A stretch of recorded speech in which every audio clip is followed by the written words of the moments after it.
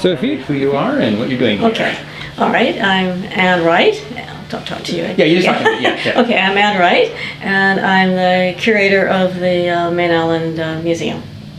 And it's an old Plumper Pass Lock-up built in 1896.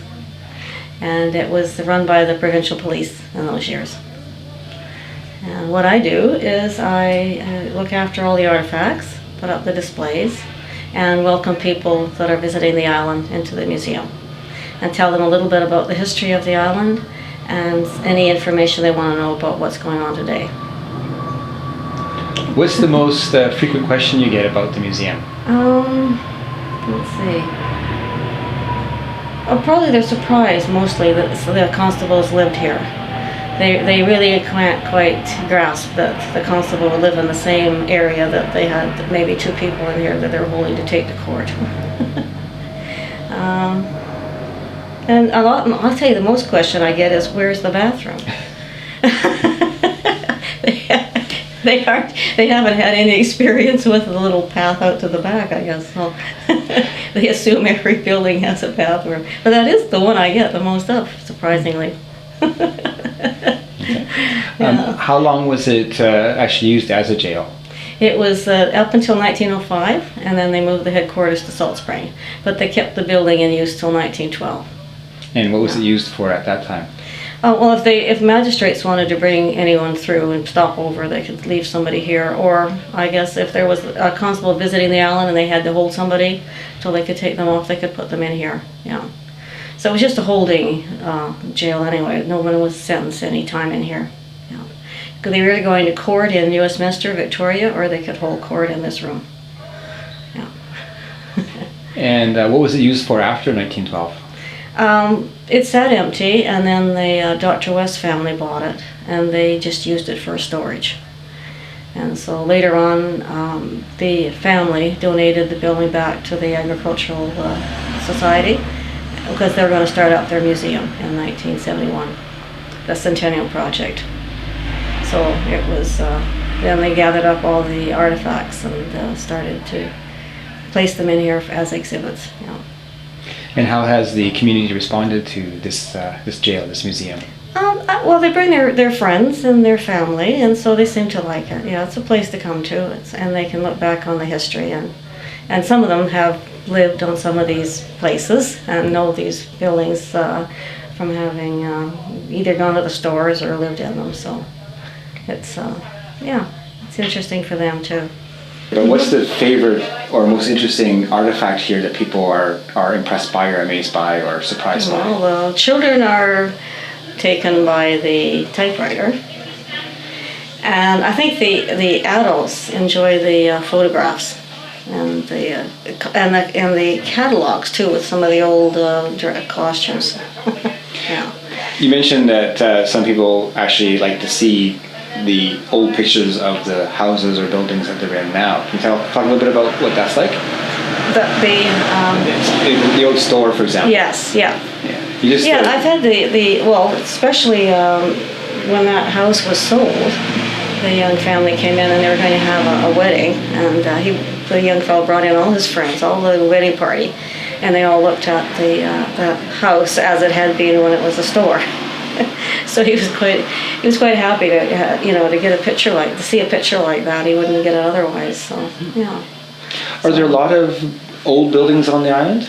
Oh, there's a few still around. Yeah, some of them have. There's the second school, 1884, and there's a few homes that are still date back, and the Japanese greenhouse restaurant, or the restaurant today called the greenhouse. It was the Japanese home.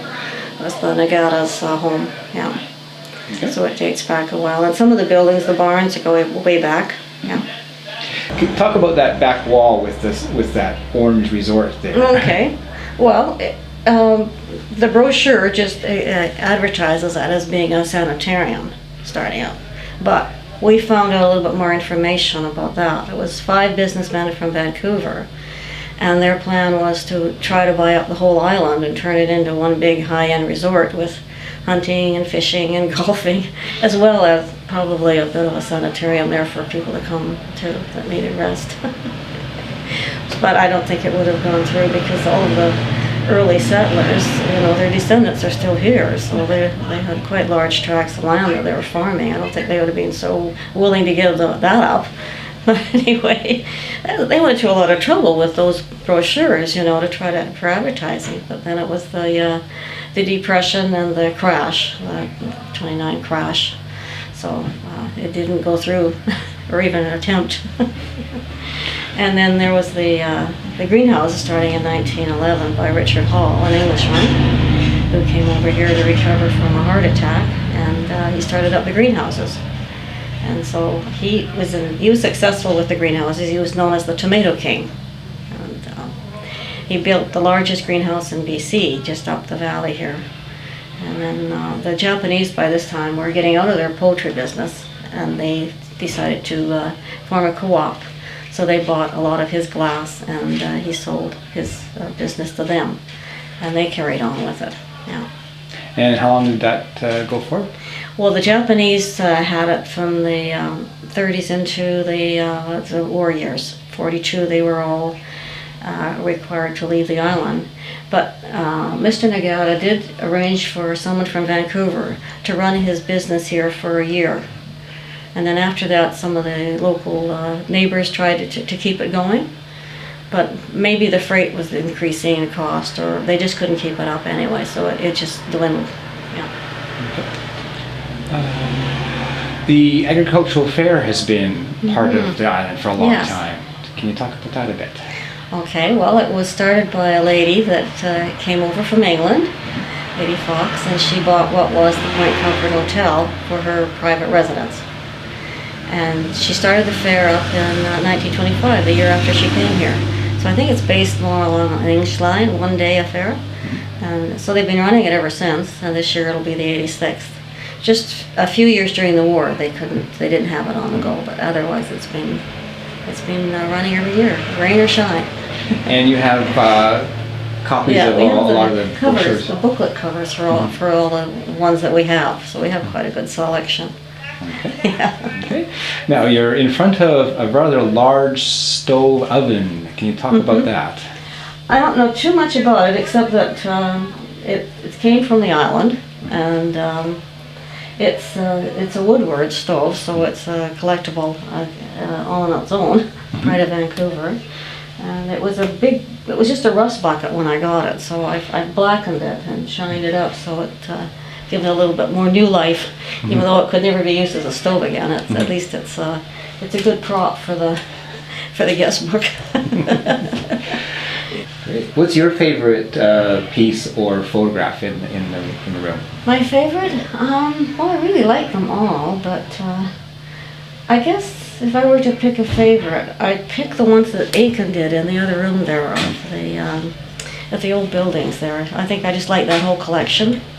Because they were taken so long ago by, those stand-up old cameras. And he's an amateur photographer, but really they're so well done. And we just got a small sampling of his work.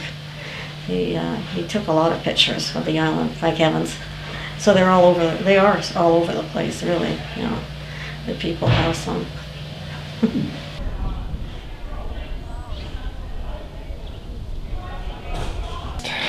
I'm usually asked about the Japanese population that was here on the island, and what they did and when they came over, and what happened to them when they were removed from the island for the war years in 1942. What happened to their property, and if any of them came back, if they came back and bought property. That's one of the most questions I'm asked, and because they've been up to the Memorial Gardens, Japanese Gardens, up top at Inner Bay Park, so they have an interest. And how do people remember the Japanese? The people that are on the island? Well, they've remembered them by creating this garden as a memorial to their time that they spent here, and a lot of them are friends, still friends of the families. So I've had the children come through here who were kept friends with some of the people that live here on the island, and also the children of the children have come through here to see where their grandparents lived, and just see the area and visit the gardens.